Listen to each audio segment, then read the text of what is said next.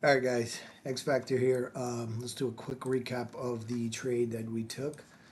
Some of you are a little confused as to why I took it. So, coming into today, huge gap up. All right, you got this beautiful gap right here. ES also has the gap. So, if you mark out that gap from the candle close to candle open and you pull it over, okay? See the midline testing? We also had this H4 Fair Valley gap right in here. So we mark out that H4 fair value gap. Now, typically, gaps fill at least 50%. So coming into the morning, we had this 8 a.m. candle. So no news Monday. Okay. If you mark out the 8 a.m. candle, we came up into it right at the open, right? And then we came down. So we opened underneath, reversed up, tapped into the key level. My key level is this H4, all right? And before that happened,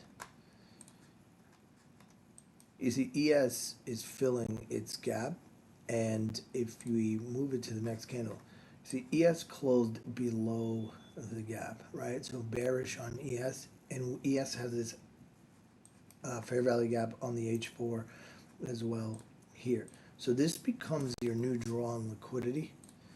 So I anticipated that ES at the minimum is going to push a little deeper into its fair value gap, pull out some of this liquidity here. So once I saw the 6 a.m. candle closure on ES, right, I anticipated a further push down, which would essentially push the NQ down as well. And if you look here, we see the 10 a.m. H4 opens, right? So we have 8 o'clock candle high, and then range out your 9 a.m., right? High, low. So your 9 a.m. high to low is here. Right? So we took out the 8 a.m. high, we came up, we tested, but ES did not do that. ES was way behind. Right? So we have a big SMT on the highs, testing that midline of the new week opening gap. We closed the H4 again below the gap. So with that push down, now after I saw the H4 get fair value gap get tested here, that was my key level. These group of candles here, let's just get this gap out of here so you can see it.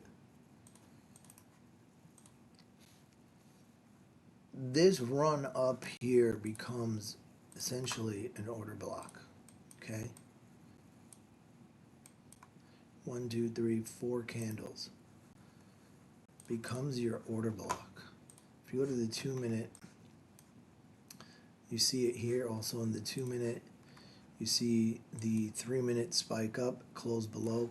You could have used this as your order block on the 3-minute. You could have waited for the 5-minute order block and used it here for your change in state of delivery, right? So for me, I was on the 1-minute. I saw this move up. This thick black candle closes below for change in state of delivery, right? There's your CISD. And we had this push down, and I set my limit order right here with you guys live. We kind of gyrated around, moved sideways. Or I believe we were here. Yeah, I took the entry here. So we moved in. Typically, I would have had a TP1 somewhere down at these lows. Let's see if we go to 5 minutes. Yeah, from the movement of this range up to here, I would have probably put my TP1 right down here, 50% of my full TP, essentially. But because I was very confident in the fact that I thought ES was going to come tap into its H4 zone here, that it was going to drag NQ to fill the gap. So for future guys, these big gaps love to be filled, right? Eventually, this could have easily went up, took out the high here, but because of this fair value gap here, I saw the reaction, I saw the SMT, and I expected this to move lower. If this moved higher, I would have eventually, maybe Tuesday or Wednesday, gone short to fill in this gap here, right? This gap had to get filled. It's just how price action moves, and you'll start to recognize that as you continue to trade. So once I saw that change in state of delivery on the 1 minute, um, we came back up here, right? Recaptured this fair value gap here, and that fair value gap, look at that, price just touches the top of that fair value gap and just continues to tank. So that was the thought process with this. You had the SMT at highs, you had the key level, you had the new week opening gap still not filled yet. And if you were with me in the live stream, I said, I wanted to see buying coming in this range here on NQ, and I wanted to see ES tap into this fair value gap and push higher. So we got exactly that. It took a little while. We kept moving sideways here. Generally speaking, I would have taken TP1 here, and then we would have gone out break even for a potential profit of about 30, which is half of the 63 that we got. But I was fairly confident that this was going to move lower and take out those lows. So look for your key levels, right? H4 key level. Look for your SMTs. There was a drastic SMT here. And look for your entry models. I generally enter on change in stated deliveries on order blocks.